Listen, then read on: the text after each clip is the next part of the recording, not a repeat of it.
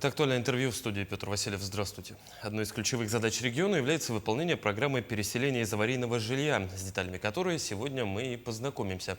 Гость у нас в студии — министр строительства республики Виктор Романов. Виктор Дмитриевич, здравствуйте. Здравствуйте. Давайте для начала поговорим о том, что подходит к завершению программы переселения граждан из ветхого аварийного жилья, рассчитанной на период с 19 по 25 годы. Какой общий объем жилья необходимо было переселить в рамках этого периода и сколько все-таки удалось? Да, в целом на сегодня у нас расселено из аварийного жилищного фонда более 1 миллиона квадратных метров аварийного жилищного фонда, 54 тысячи человек. При этом это включает все механизмы, это адресная программа, расселение через КРТ, иные муниципальные программы. И, соответственно, из них львиная доля — это вот адресная программа. Планы по ней были 970 тысяч квадратных метров и 51 800 граждан. Да? На сегодня у нас осталось 1000 граждан под расселение и примерно 15 тысяч квадратных метров аварийного жилья. И мы с этой задачей работаем. В целом у нас объем по плану первоначальным составлял 1 100 000. И, соответственно, у нас 142 тысячи квадратных метров. Мы ранее говорили о том, что дефицит, да, финансирования, который мы решили, внесли изменения в федеральный закон в прошлом году. Да, вот 28 декабря президент подписал, с депутатами Госдумы очень быстро вот отработали. И на сегодня с учетом инвентаризации мы должны расселить 116 тысяч квадратных метров аварийного жилья. Это примерно 7 тысяч человек, и на сегодня работа уже начата, и финансирование на эти цели через Фонд развития территорий мы получаем. Передвинули часть денег 27 года, который у нас есть, на 26 год, 28 на 27, и таким образом мы сейчас вот в принципе имеем понятный этот механизм по закрытию дефицита. И по домам, которые вот признаны до 1 января 2017 года, мы в ближайшие вот в этом году и часть в следующем году мы эту задачу должны закрыть.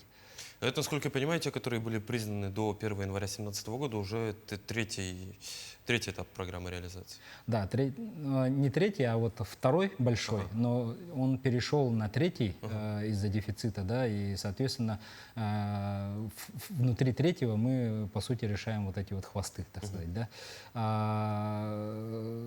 Работа у нас также продолжается и по новой части, да, и у нас по новой части у нас очень большой объем аварийного жилищного фонда, более 1,5 миллиона квадратных метров. Эту задачу мы в прошлом году, когда вот вносили изменения в закон, мы тоже как бы начали, и, соответственно, сейчас у нас ряд домов тоже как бы строится, и где-то мы 31 тысячу квадратных метров по домам, уже признанным после 1 января 2017 года, мы уже начали. А есть ли объекты, которые сегодня расселяются в приоритетном порядке, или, ну, что называется, внимание всем одинаково?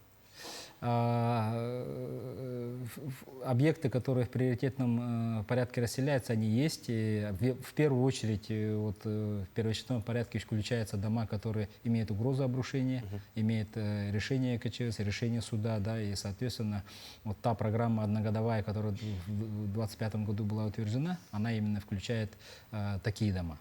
То, что касается вот остатков, да, мы по остаткам, по дефициту, которые относятся к домам до 1 января 2017 года, мы на сегодня должны расселить 2800 квартир. Из них мы законтрактовали примерно треть, да, это исходя из выделенных средств. И на сегодня уже примерно вот на 1/3 строятся дома, приобретены квартиры, часть граждан уже расселены, и поэтому работа продолжается. А есть ли такая возможность, что в каких-то районах, возможно, будет полностью снята проблема, вопрос с аварийным жильем? Да, и вот в рамках вот закрытия вот остатков второго этапа к концу текущего года мы планируем расселить еще примерно там порядка 3000 человек, да, и, соответственно, полностью вопросы будут закрыты в Ленском районе, Намском районе, в Чоропчинском районе, в городе Якутске, в которых оставалось совсем немного и, соответственно, вот по ним, считай, вот по аварийным домам до 1 января 2017 года вопрос будет полностью закрыт к концу текущего года. Самый главный вопрос, куда расселяются. Но я понимаю, что в Якутске строятся и целые микрорайоны, и специальные дома, а вот по районам такая инфраструктура присутствует? Да, по районам у нас есть ряд строительных организаций, которые уже вот, ну, изначально с первого этапа реализации программы, ну, показали себя. Кто-то хорошо строит, кто-то не очень. Соответственно, естественным образом вот этот отбор прошел, да, и на сегодня вот практически во всех районах есть компании, которые строят большие объемы сейчас стройки в Нербинском районе, да, там параллельно сейчас строится почти 300 квартир нового жилья. Есть большие объемы остатки в наслегах в Мегино-Кангаласском районе. Практически в каждом мелком наслеге этот у нас есть по 4, по 6 квартир домов, которые вот строятся. Да. Ну и основной объем это в городе Якутске строится, потому что часть граждан желает переселиться в город Якутск, изменить место проживания. Да, и, соответственно, под эти объемы у нас вот те квартала, которые мы постоянно рассказываем, это Звездный, Спортивный сейчас начался и так далее. То есть вот по ним идет реализация этой программы. Спортивные тоже уже заезжают? Спортивный пока вот первый дом многоквартирный, он строится, и у него вот в следующем году, да, в начале следующего, ну, к концу этого года будет первый корпус дан, да, то есть в первую очередь этого дома. Но по программе расселения мы там еще не контрактовались, но непосредственно со спортивного вот расселения идет, и часть граждан, изъявивших остаться в том же микрорайоне, вот, потому что это удобно с точки зрения уже привыкшие, да, там в этом районе проживать, соответственно, по ним тоже рассматриваются вопросы мены аварийного жилья на вот, во вновь строящиеся дома. Давайте поговорим про ввод жилья в этом году. Несколько лет подряд Якутия ставила рекорды. Мы били рекорды Советского Союза по вводу жилья в регионе. Что говорят цифры этого года? Идем ли снова на рекорд? На сегодня у нас введено 377 тысяч квадратных метров, да, жилья по многоквартирке. Это больше, чем в прошлом году, 128 тысяч, и примерно 250 тысяч это ИЖС. ИЖС у нас немножко упал на 12%, но это, как сказать, ну, основной объем ипотеки, который вот 2 года назад, 3 года назад выдан был, он уже свои итоги как бы уже заканчивает, да. При этом у нас темпы ипотеки, они сохраняются, то есть этот, как на уровне прошлого года. И, соответственно, к концу года мы планируем ввести не менее 400 тысяч квадратных метров ИЖС. Это меньше, чем в прошлом году, но в целом по республике у нас планы сформированы и мониторинг ведется, чтобы ввести 763 тысячи квадратных. Это будет меньше, чем, ну, рекордный показатель, но тем не менее это больше, чем раньше вот мы вводили. Поэтому мы эти темпы по вводу жилья будем сохранять. В заключение хочу поговорить о большом событии в строительной сфере, которое республику нашу ожидает. 1-2 августа Академический театр имени Аюнского, Якутия-Экспо.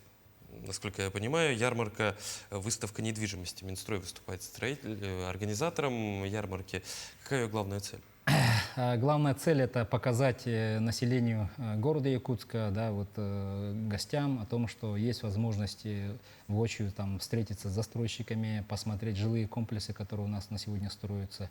В продаже у нас на рынке на сегодня находится порядка 7,5 тысяч квартир разного назначения в разных районах с разным сроком ввода. И, соответственно, мы хотим показать людям, чтобы они, кто заинтересован в ближайшее время в приобретении жилья, они посмотрели и выбрали наилучший вариант, потому что на продажу будет в 1 августа выставлено более 1000 квартир.